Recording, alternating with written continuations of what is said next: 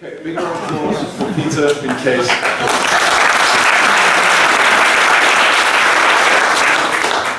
Thank you, everyone. Before we start diving into the details of smart contracts and blockchains, one practical thing. We have 30 minutes, and the presentation consists of two parts. First, presentation by myself on introduction on blockchain and smart contracts, and then a demo by my colleague Peter Rutgers of one of our products that we have modeled as a smart contract. So we only have 30 minutes, so if you have any questions, please save them till after the demo of Peter, so that we're sure we can go through all the topics. Right, who of you developed smart contracts? What is it? We'll get to that, but just to see where I should start for the level, just to get an idea. Who of you has ever played with blockchain technology? Just install it, play around. Okay, quite a few. That's good. All right. So in order to explain smart contracts, maybe I should start with an example. If you buy a car, a second-hand car, one of the things that influences the value of the car is the maintenance history. Now, when I bought my car, I got a small paper booklet with some stamps in it. And that should have been some kind of proof that my car was maintained at certain dates by a certain person. I have no proof that this booklet was not just stamped just before I arrived at this dealership. I mean, the dealership might have his own system, his own software where it is stored, that information, but that's not accessible for me. I cannot validate that. And if my car would have been serviced by several dealers, then the problem even gets worse. I think by now you know where the story is going, right? All right. Blockchain, it's a distributed ledger, distributed database.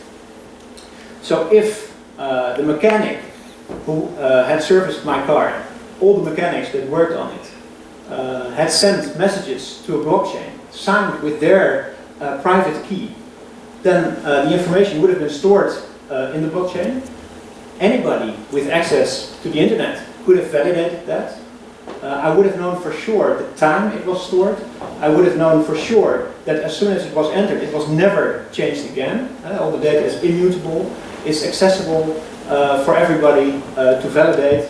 So it's very easy. For instance, the previous owner could have easily seen if something was wrong. If some of the mechanics put in a wrong message there, it's easily verifiable. And one of the advantages of blockchain that's often overlooked is, since it's a distributed database, it's very easy to connect also other systems from other organizations. I mean, everybody has the same copy, has the same model, the same data structure. I mean, I've been in this business for 16, 17 years programming software. A huge part of the time was spent on building interfaces between different systems, different organizations, going from one data model to JSON, SOAP, whatever, into another data model, whereas with blockchain, you have one data model which is shared by everybody. So it's very easy. If you have this maintenance history, why not add all the previous owners, all the recorded mileage, their insurance claims to see if it was severely damaged, etc., etc. Right. Let's start with a small introduction of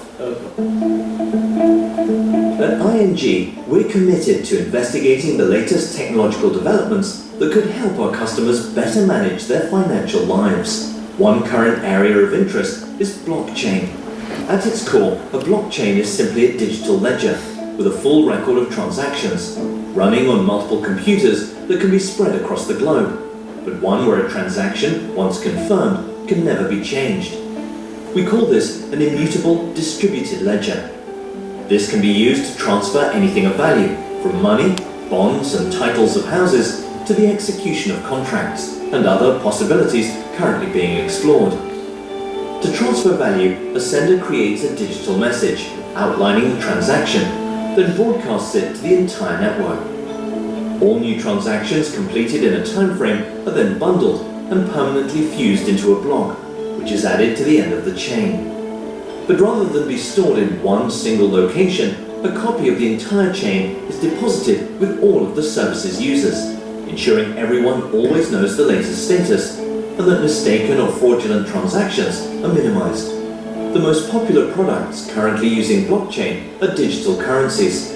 If Bob wants to send an amount to Sue, he sends a message to the whole network informing them of his identity, Sue's, the amount, and a unique digital signature created by Bob's private key.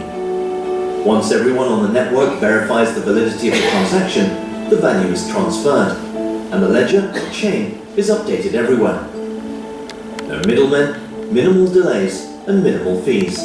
So blockchain can host a currency or other financial asset, but it can also be used anywhere where a guaranteed chain of events or actions is important, tracking diamonds to ensure they are from legitimate mines, luxury goods to confirm they're not fakes, or organic food to show where it was grown.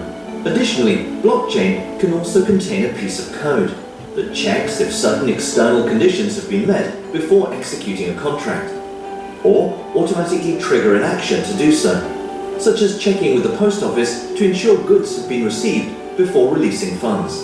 For ING and its customers, one opportunity lies in asset transactions where it is essential to know who has owned the asset in the past, who owns it now, and whether they are free to sell it to a new buyer, such as the transfer of stocks, bonds, or real estate. By moving to a transparent blockchain approach, the existing layers of checks, costs, and delays necessary to confirm these points could potentially be reduced, ensuring these services can be offered more securely, efficiently, and cost-effectively. By continuing to investigate technologies such as blockchain, ING is underlining its commitment to empowering our customers and to helping them stay a step ahead. Right, so if we summarize, what's a blockchain? Distributed ledger with cryptographic integrity. Whenever I talk to people and I tell them I work on blockchain, then people come to me with questions or remarks about Bitcoin. It makes sense. Bitcoin is the most famous use case implemented with blockchain. But please don't. Please see it as two different things. If there's one thing that I want you to remember from this talk, it's that blockchain technology is not limited to payments. It's not limited to the financial industry. It's suitable for every use case where you need trust between different parties, trust between different systems, between different organizations, trust, transparency, immutable data. So, most famous for Bitcoins and the characteristics that were just covered. Decentralized, trust as a commodity, and trust built in the technology. The immutable permanent records, and it's publicly verifiable by everyone. So, in your line of work, your day-to-day work, maybe it's good to take just a few seconds to think what blockchain would mean for you, and how you could restructure your systems, how you could restructure the processes that you now automate. If you need some inspiration, Ethereum, which is a popular implementation of blockchain technology, it lists all the dApps, all the distributed applications deployed on their network. It lists it on their website, and it covers all kinds of industries, from peer-to-peer marketplaces, domain name registration. There's a blockchain, a version of Uber is there, social networks, everything. It's not limited to the financial industry.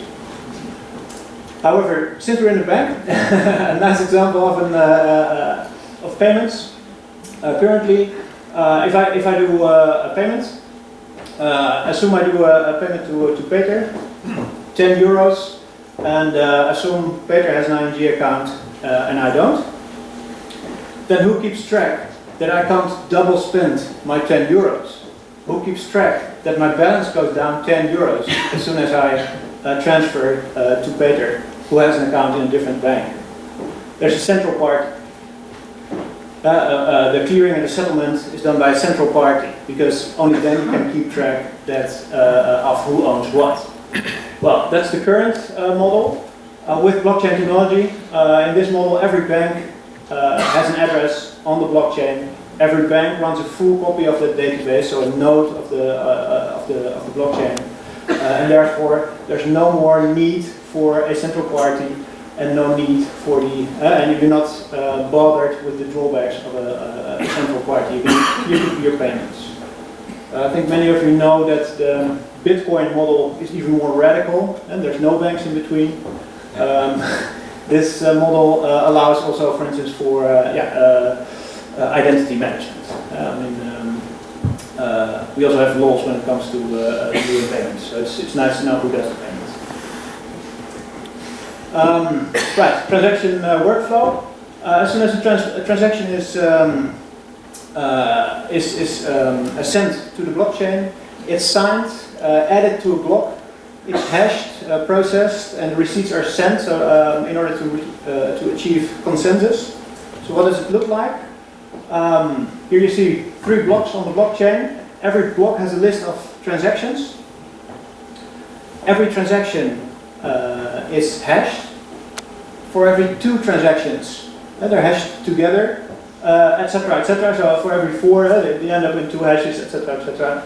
Until one root hash, the Merkle root, remains.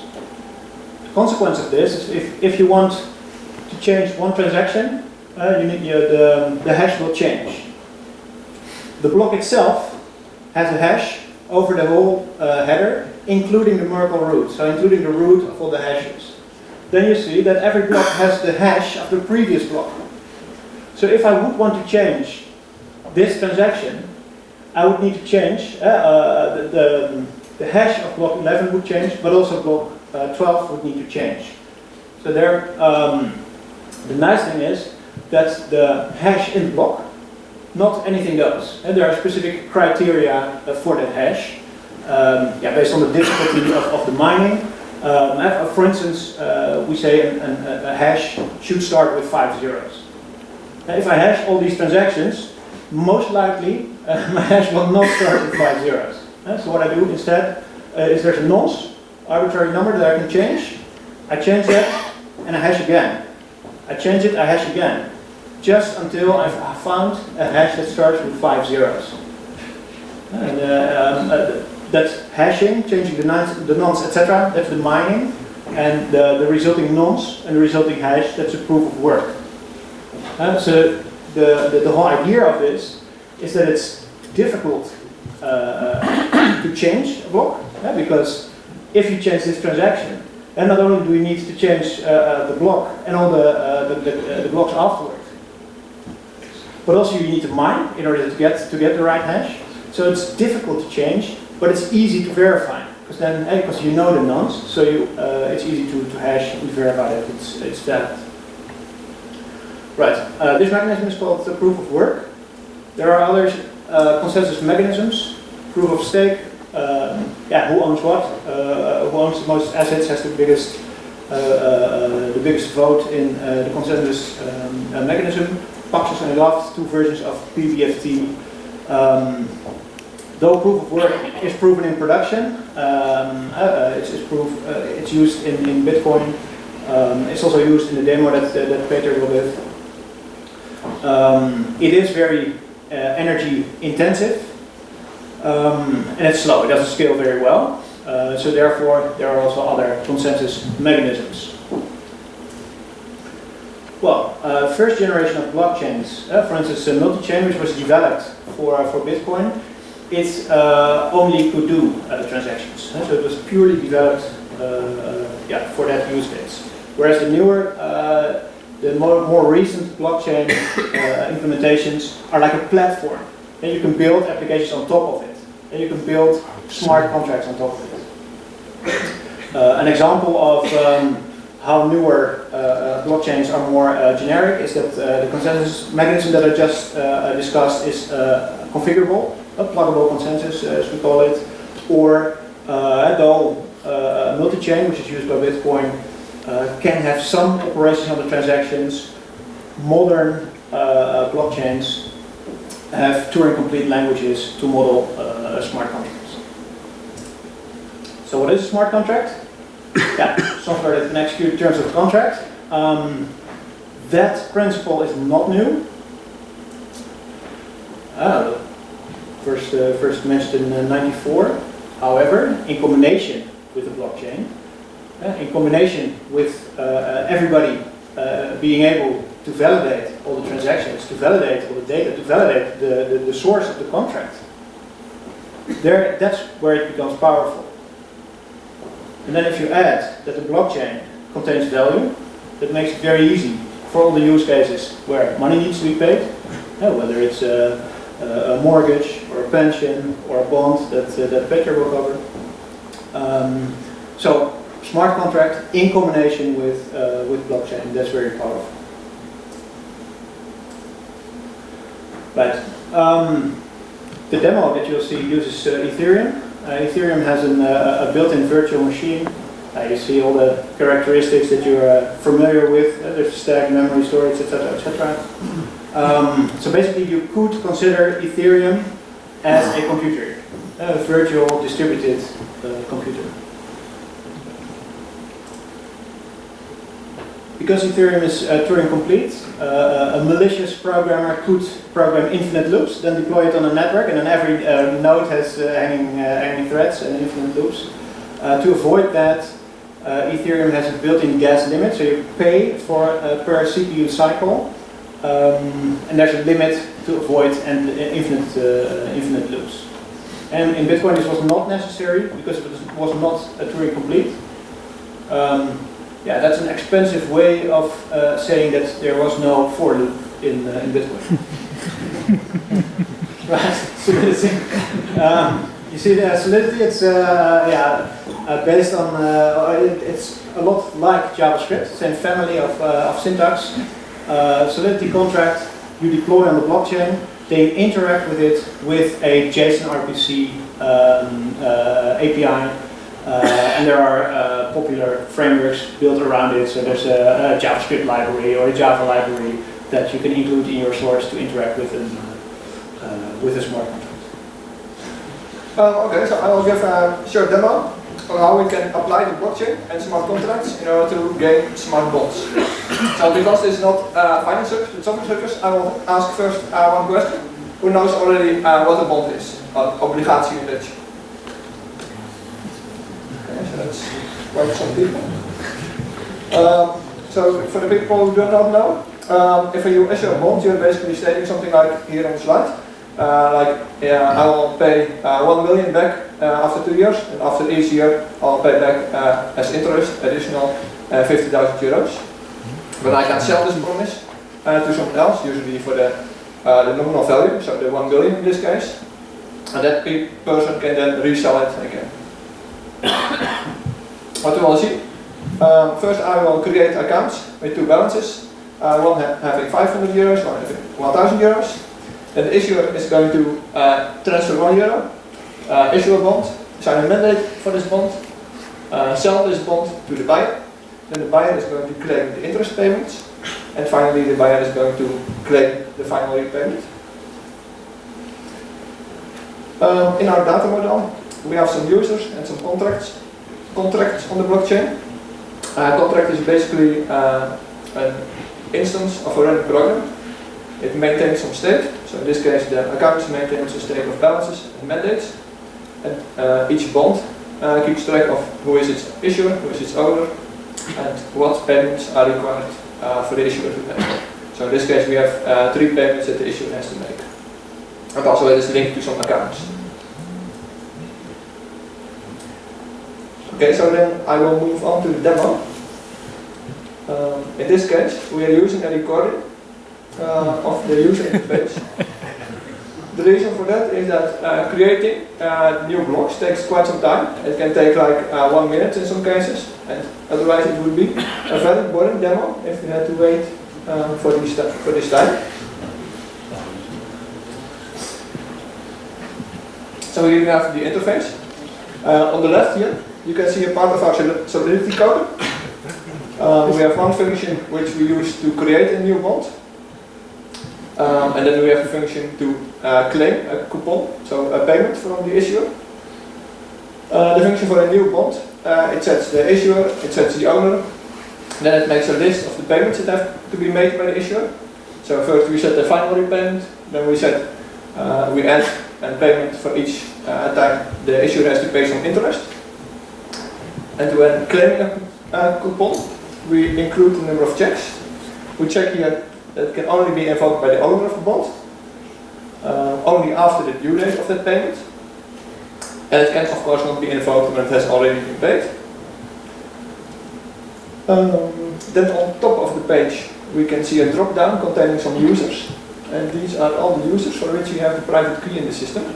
So it means we can send transactions on their behalf to the blockchain. Finally, on the right of this user interface, we have some buttons which we can use to interact with a running Ethereum node. And this Ethereum node is also mining for new blocks. So we will see that every so many times we get new blocks on the blockchain.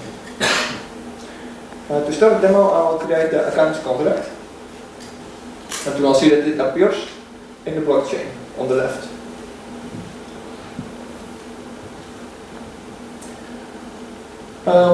So here on the left we have now the visualization of the blockchain. For simplicity and readability we are hiding some information now. For example, we just have new code on the place where actually all the code is being committed to the blockchain, but it would not really be fit on the screen. Also we are hiding some hashes that Kees explained, that are used to link the blocks together, for example.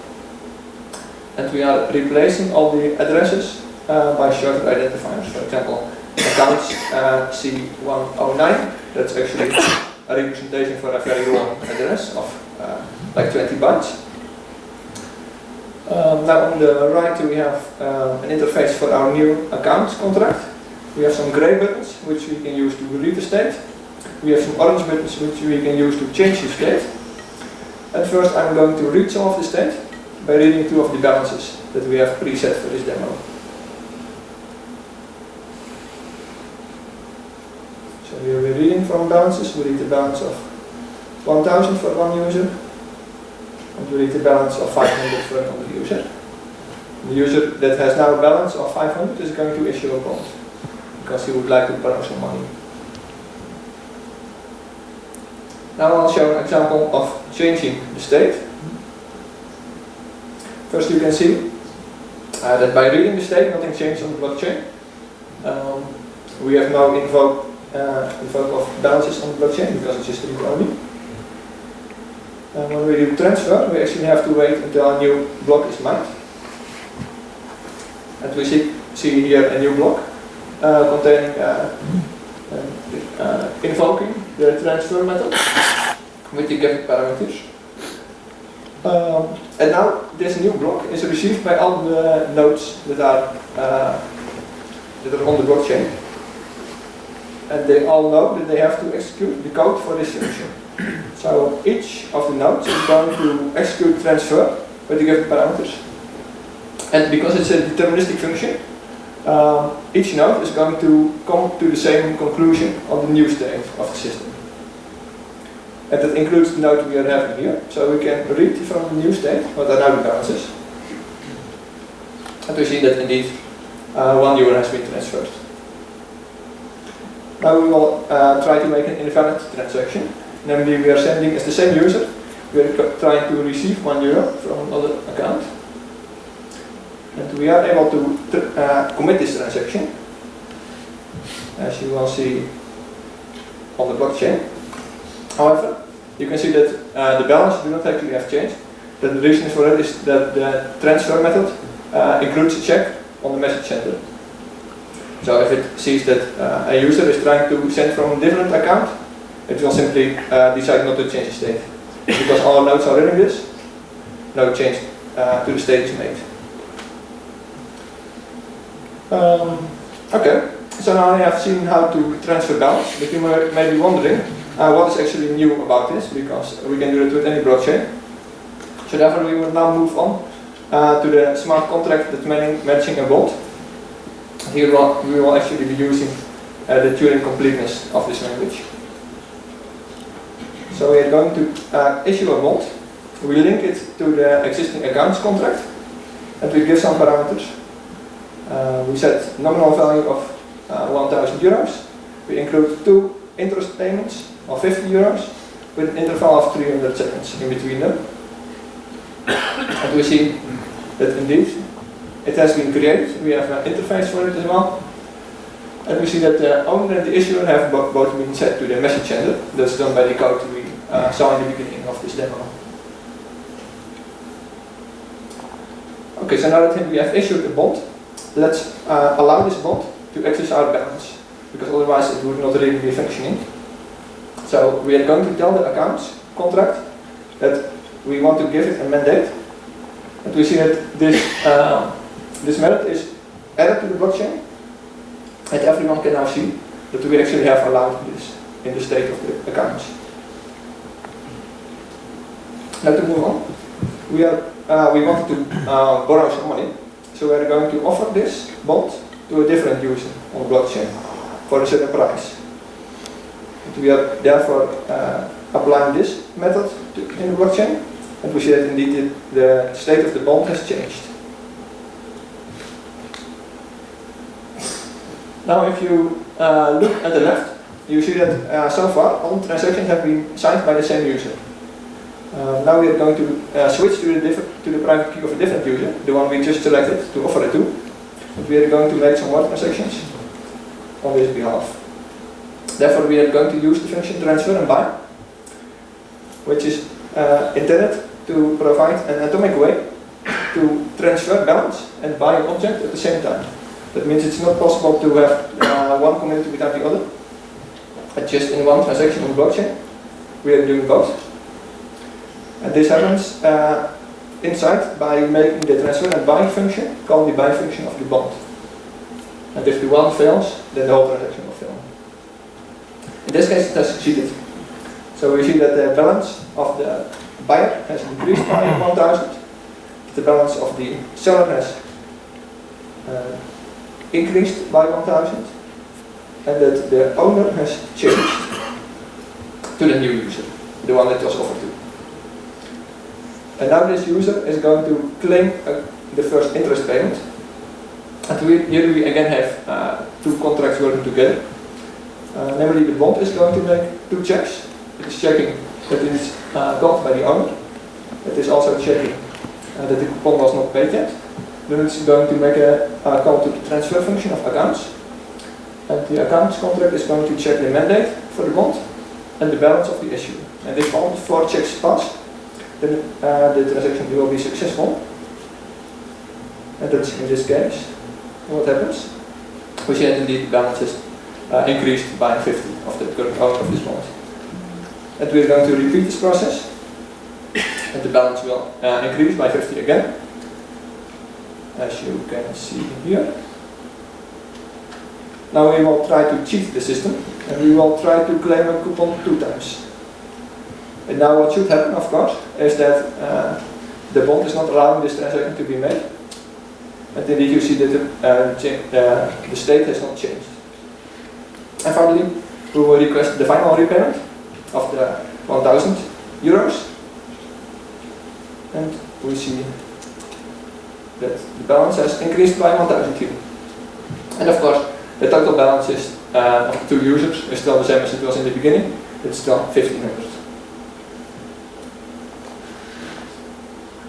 So to conclude,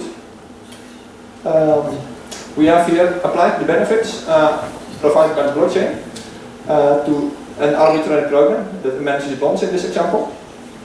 And I think the main cool thing here is that all the nodes in the network will automatically come to a consensus on the state of the program by applying the consensus algorithm for blockchain. And we don't need any intermediary nodes for that, any systems in between. We have just direct communication in a decentralized way, and everyone agrees on this. So that's the demo. Are there any questions? Is it possible to create contract which will increase the amount of money on single bucks each day? if it's possible to increase. To make and put in blockchain contract which will increase the amount in single balance each day by $1. Is it valid contract? Can it be verified by others? So you're asking if you can increase the balance of... Yes, just you shown that program is arbitrary algorithm operating as balances users. So I have some user one, nobody knows who is this Yeah. one, and it just every day will increase the balance of this. Is it possible? Well, the balances we use here is just a contract we create ourselves, so we can decide arbitrarily what is the balance and what are the rules for that, and to have a useful. So it's possible. Yeah, so it's up to us as developers to choose. We could say we develop it in a way that no extra value gets added, and only you can transfer, but then your balance goes down. Or we could say there's one party that issues value on the blockchain, and he's allowed to increase that. So this system doesn't contain rules of transaction. So money should be conveyanced before. Okay. So this is limited only to storing history. There's two things. There's native currency built in the blockchain, and there's the value that we model in smart contracts. And the first one you cannot increase in only when you start a blockchain. There's a Genesis block where you specify who owns what. In the second one, the smart contracts, we choose whatever we want because we develop the smart contract. So you mean the balance itself should be also implemented on top of the same blockchain? What I mean is you can choose for two things. Okay. Either you use the native currency built in the blockchain, or you build a balance in your smart contract. Okay. Thank you. Yeah. So, okay. All the way in the back.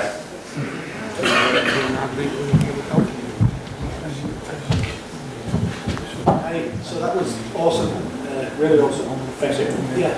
Have you got beyond proof of concept? Have you moved money with third parties, or are you collaborating with other banks or institutions?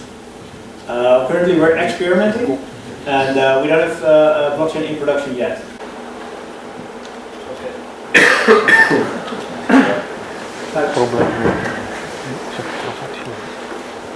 Hi. Suppose you have a system with about hundreds or thousands of ledgers confirming transactions or being able to confirm transactions. What prevents another 1,000 or 10,000 malicious ledgers gaining trust for a month and suddenly allowing a transaction and then erasing it again, or another malicious operation? Yeah, so you need a majority of the network to be bona fide, so to speak. What I explained with the mining, because there's so much, it takes so much CPU to modify it, to attack the data in the blockchain. You could also invest that energy in mining yourself and getting rewards in a legitimate way instead of scrutinizing the whole system. Okay, but if there's a change, for example, a block is added, can't you just drop that block and revert to the previous state, for example? So you're not really adding fake data, you're basically undoing existing transactions. Only if the majority of the network would agree with you. But what if you become the majority because you have spun 10,000 nodes? Yeah. That would be a potential issue then. Right, yeah, that's right. Okay, that's all we have time for now. Well, let's discuss this now with economist Mark Thornton, Senior Fellow at the Ludwig von Mises Institute. Mark, the Bitcoin markets, they've really taken a hit recently anyway, haven't they? What would this arrest do for the Bitcoin itself, its value and its future? Well, this is terrible for the Bitcoin market, at least temporarily. But this was a political event, not a legal or judicial event, this arrest.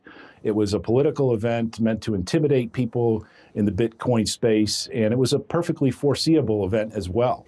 But obviously we can't go into the exact nature of the charges, but does it not surprise you that he has been arrested for dealing with the Silk Road website, which of course was closed down, and in effect laundering money through that? Does that not come as a surprise to you?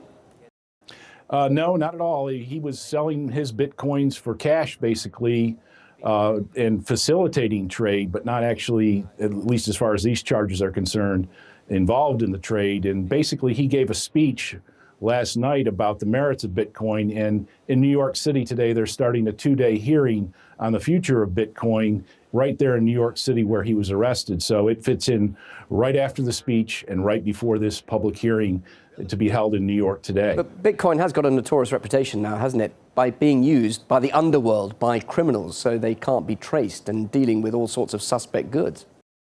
Oh, yeah, but Bitcoin's a small player, even in the illegal transactions.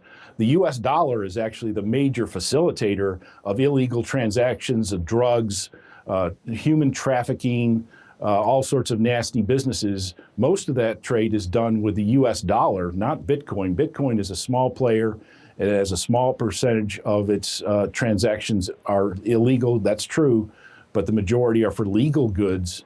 Whereas the US dollar is the primary player in international trade in illicit items. Yeah, but could Bitcoin eventually become a major threat to the dollar? Well, it is a threat, but it's something that's not going to happen in the next day or the next year. It's going to take some time to develop. And basically, the central bank, the Federal Reserve, and central banks around the world can fight off Bitcoin by providing a more stable dollar, a more stable euro. They're in the business right now of making the world uncertain as to the future of money. And so that's the only reason why Bitcoin has become so prominent today. But it's become prominent now, Mark, but is it not a fad that is going to vanish eventually? Well, that's for the history books. We don't know, but I think the chances are is that Bitcoin has some advantages over traditional money that make it look like it's going to have a future, or if not Bitcoin, then some form of electronic transmittable monetary systems outside of the purview of central banks. I think that's for certain. Just a quick question. We talked about Silk Road there, and I understand that the US government owns billions worth of, millions, I should say, worth of Bitcoins after the shutdown of that website. But what would it be doing with that money, do you think? Well, they're not the true owner. They're just, they have possession of those Bitcoins. I think that they're, governments tend to be technologically inept, and I'm pretty sure they probably won't know what to do with them for quite some time. You say all this is political and this is the US government targeting Bitcoin, but will we see other governments also joining the US and targeting the Bitcoin, seeing it as a threat? Well, I think that other countries have started to make their intentions known. I think that if they see Bitcoin is becoming a problem for them, that they may step in. I think China is worried about people moving capital outside of China, and so they're putting regulations and issuing threats. And so I think that is something that we're going to see, is that when Bitcoin becomes a problem for governments, that governments are going to step in and try to regulate them and try to restrict people's access and limit the amount of transactions that take place with Bitcoin relative to their own domestic currency. Mark, great to talk to you. Thank you very much indeed. Thanks for your thoughts on this. It'll be interesting to see what the future for the Bitcoin holds. Thank you very much indeed. Mark Thornton, Senior Fellow at Ludwig von Mises Institute. Thanks.